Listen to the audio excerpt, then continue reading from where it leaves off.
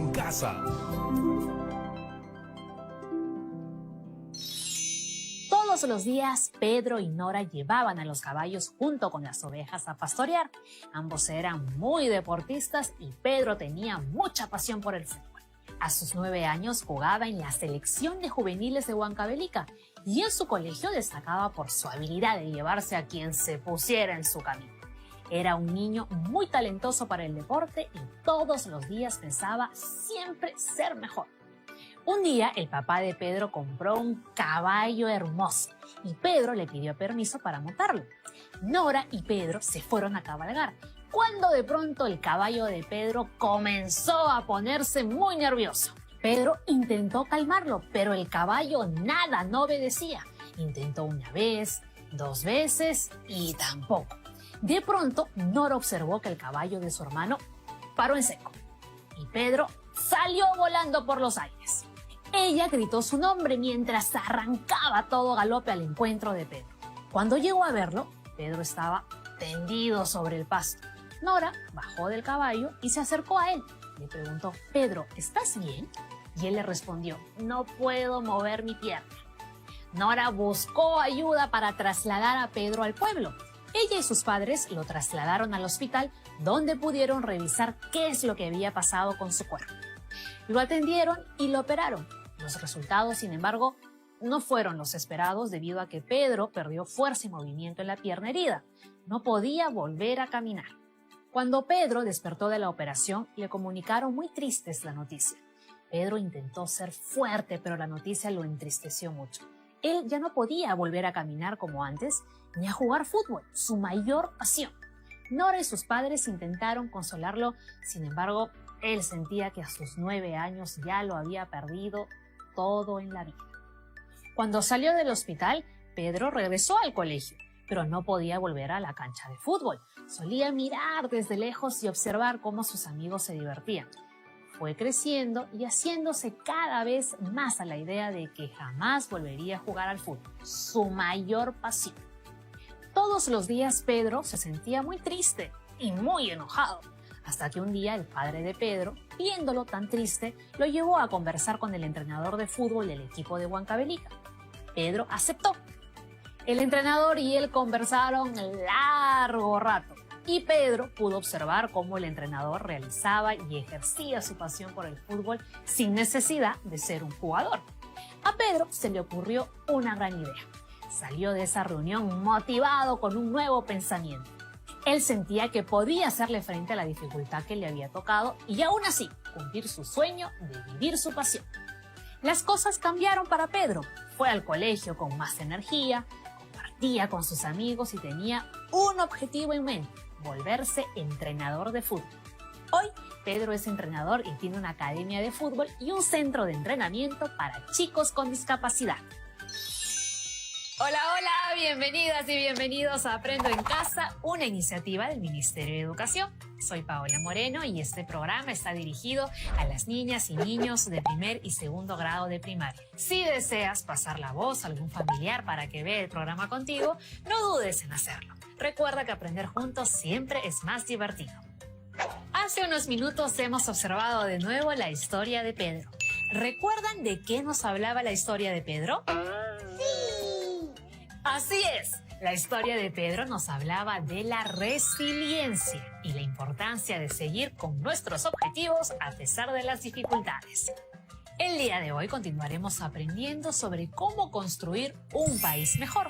Para ello vamos a reflexionar sobre peruanas y peruanos resilientes que han aportado al país cumpliendo sus retos a pesar de las dificultades. ¿Ustedes conocen al profesor Juan Cadillo? Él es un profesor que vive en la región de Ancash y trabaja en el aula de innovación. Él ha ganado más de 10 premios y es muy reconocido por todo lo que ha hecho por el Perú y el mundo, ganando el concurso nacional Maestro que deja huella. ¿Quieren conocerlo? ¡Vamos a ver! Este galardonado maestro podría enseñar en los mejores colegios del país, pero el amor hacia sus alumnos del Colegio Jesús Nazareno en Huaraz ha podido más. Lleva 13 años en esa escuela enclavada en la cordillera y de ahí no se quiere mover, porque ahí están sus alumnos, es decir, sus hijos, su familia, su vida. Antes de enseñar en el Colegio Jesús Nazareno, estuvo en la escuela rural Carlos Alberto Izaguirre. Ahí entendió la necesidad de generar un cambio en los más pequeños. Era un colegio para aproximadamente 30 estudiantes quechohablantes y teníamos la oportunidad de efectivamente desarrollar diferentes estrategias alternativas, porque no teníamos electricidad, tampoco no teníamos agua. Entonces fuimos en realidad mejorando la infraestructura escolar a lo largo también del tiempo. Una vez que fui nombrado, porque ocupé el primer puesto dentro de mi promoción, me enfrenté a la realidad de que la teoría no necesariamente funciona con los estudiantes. Entonces empezamos a ver alternativas como contar con palitos, con piedritas, conseguir chapitas, pintar las chapitas, todo lo tradicional que hace un maestro. Pero a lo largo de este trabajo nos parecía que los estudiantes no aprendían porque cada vez que terminaba el viernes y regresaban los lunes, en realidad parecía que los niños no habían captado las lecciones de la semana anterior. Esto me frustraba mucho, incluso llegaba llorando a mi casa, ¿no? Porque era un aspecto que yo no entendía, porque si estaba haciendo todo el esfuerzo posible de enseñarle a los estudiantes, ellos no captaban. El profesor Cadillo, en el afán de tener más herramientas como maestro, se hizo ingeniero de sistemas. Cuando íbamos proyectando las imágenes de lo que habían trabajado, ellos se daban cuenta de sus errores, de la forma en que movían los títeres, de la forma en que se expresaban, de los tiempos, de los momentos, de qué más cosas se debía hacer, y en función de poder explorar en el 2010, 2011 estos elementos, es que creé un conjunto de videojuegos, uno por ejemplo un cambiador de ropa virtual, un piano virtual, pequeños elementos para mover objetos, pintar, tipo un paint. Todo esto tenía un sentido de que desarrollar la actividad kinestésica de los estudiantes, poder manipular diferentes elementos en el aire. Estuvimos trabajando con la lógica de que no solo el profesor tiene que crear un videojuego, sino también los propios chicos, en función ya de mi conocimiento, de lo poco que conocía sobre crear videojuegos, empecé a llevarlos a los niños a la posibilidad de crear sus propios videojuegos. ¡Wow! ¿Qué pasó con el profesor Juan? ¿Cuál ha sido su dificultad? El profesor Juan tenía la seguridad que estaba trabajando muy bien con sus estudiantes. Sin embargo, el resultado de los aprendizajes le demostraba que algo no iba bien. ¿Qué hizo entonces el profesor Juan? Él buscó nuevas propuestas. Por ello estudió Ingeniería de Sistemas y unió esta carrera a su trabajo como profesor. De esta forma, juntó la tecnología con su vocación en las aulas. El resultado, sus clases cambiaron totalmente. Se volvieron divertidas, creativas y mucho más entretenidas. Entonces creó un grupo de videojuegos para sus niñas y niños estudiantes. Estos juegos eran el cambiador de ropa virtual, el piano virtual, los elementos para mover objetos y la creación de cuentacuentos. A través de una cámara web y una computadora, todos sus alumnos han aprendido a tocar el piano, pintar hermosos lienzos e incluso jugar ping-pong. ¿Pueden creerlo? Y esto no es todo. Sus estudiantes también aprendieron a crear sus propios videojuegos. ¡Asu! Esto sí que es increíble. Por ello, las chicas y los chicos del Colegio Jesús de Nazareno de Ancash jamás se distraen y cada vez se interesan mucho más en sus cursos. El profesor Juan usa la tecnología para enseñar a sus estudiantes y de esta manera construir un país mejor. ¿Queremos nosotras y nosotros un país mejor? ¿A qué otras personas conocen que hayan luchado contra las adversidades para ayudar a nuestro país? Vamos a pensarlo por unos minutos y volvemos después de la pausa para compartir nuestras respuestas. ¡No se muevan! Ya estamos de regreso. El día de hoy estamos aprendiendo sobre cómo construir un país mejor, reflexionando acerca de diferentes personas que han luchado contra las adversidades para cambiar el Perú. ¿Recuerda la pregunta que hicimos hace unos minutos? ¿A qué otras personas conocen que hayan luchado contra las adversidades para construir un país mejor? A mí se me viene una persona a la mente. ¿Ustedes saben quién es Daniel Alcides Carrión? Quizás por ahí a alguno de ustedes les suena su nombre. O quizás si saben quién es. Daniel Alcides Carrión fue un peruano sumamente importante para todas y todos los peruanos. Él fue un médico que nació en el departamento de Pasco. Tuvo que dejar sus estudios a la edad de 8 años porque su padre murió por un accidente y se mudó a Tarma para acompañar a su mamá. ¿Qué fue lo que hizo que aportó tanto a nuestro país? Veamos el siguiente video.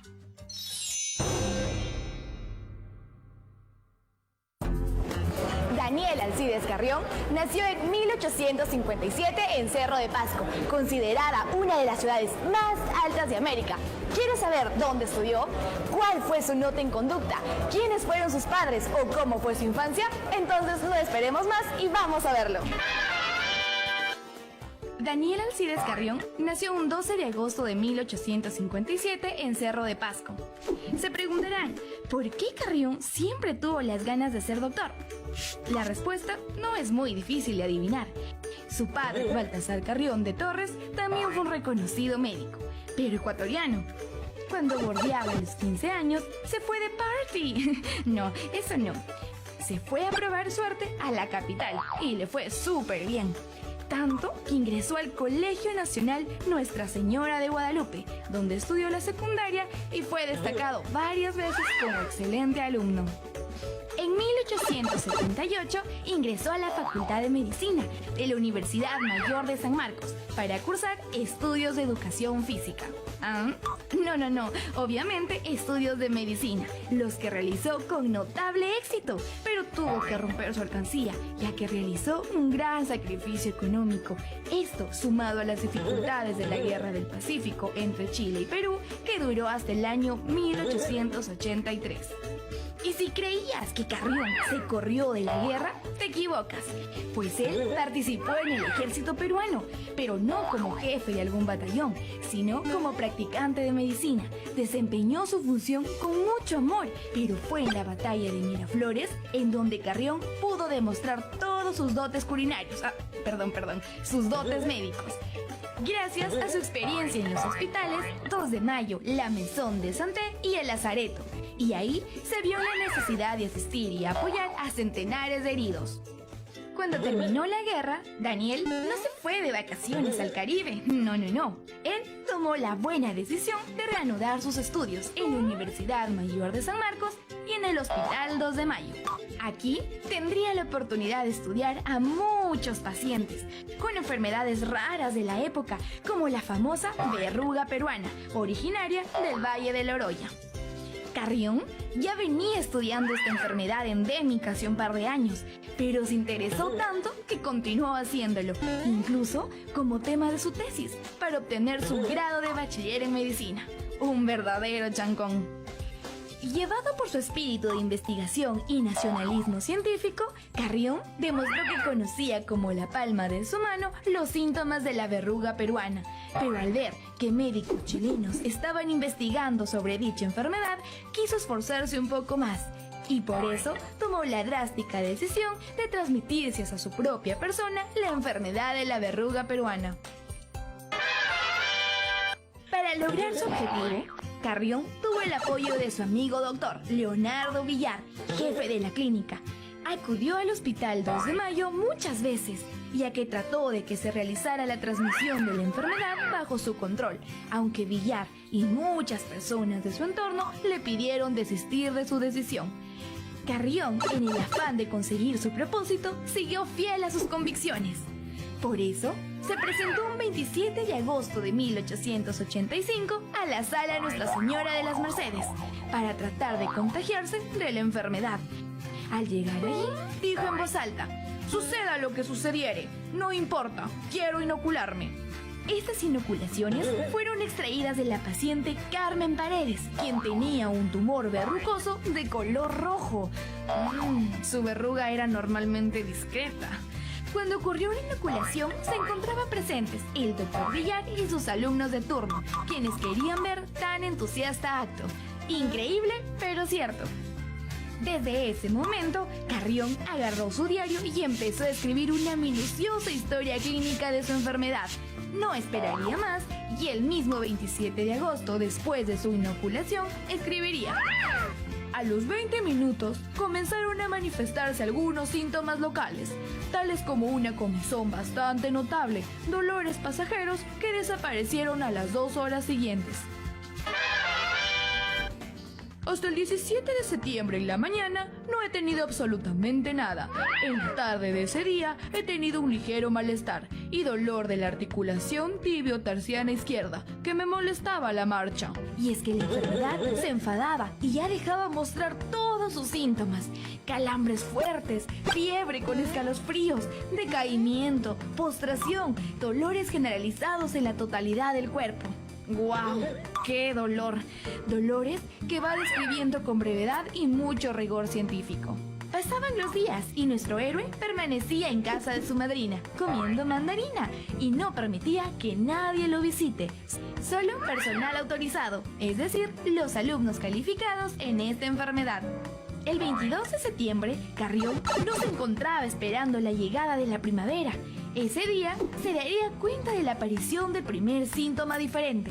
Brotaría un tinte medio amarillo, y no de su cabello, sino de su cara. Eran como lesiones pequeñas, además de palidez en la piel. La anemia hacía su aparición para agravar aún más esta situación. El 26 de septiembre, Carrión ya no pudo más. Se sintió tan mal que escribió: a partir de hoy me observarán mis compañeros, pues por mi parte, confieso, me sería muy difícil hacerlo. Desde entonces, continúan su historia clínica sus fieles discípulos: Casimiro Medina, Enrique Mestanza, Juliana Arce, Mariana Sedán, Manuel Montero y Ricardo Miranda. El 28 de septiembre, sus compañeros se pronuncian diciendo: admirable es en verdad la marcha tan rápida en el que ha seguido la anemia, que a partir de este día domina por completo el cuadro sintomático.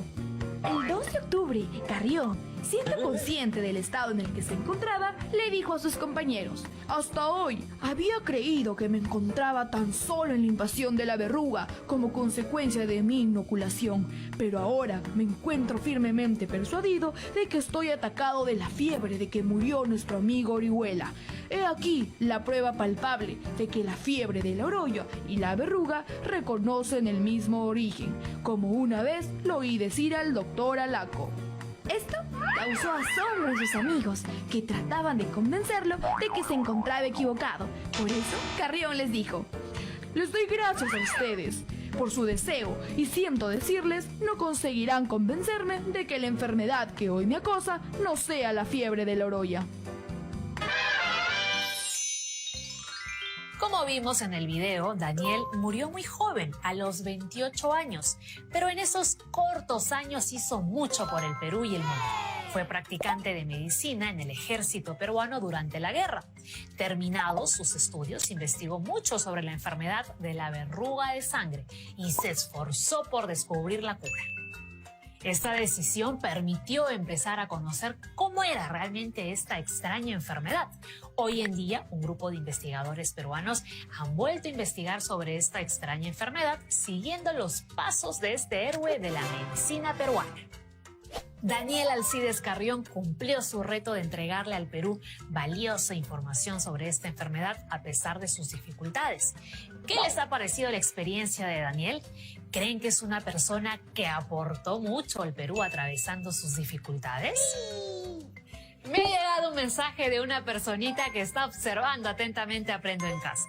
Me cuenta que realizó con mucho éxito su reto de identificar a una persona alrededor que haya sobrepasado una dificultad y cree que esta persona aporta mucho al Perú. Por eso quiere compartir su reto con todas y todos nosotros. Vamos a ver cómo le fue en su reto de las 2 semanas y de qué manera esta persona nos ayuda a construir un país mejor.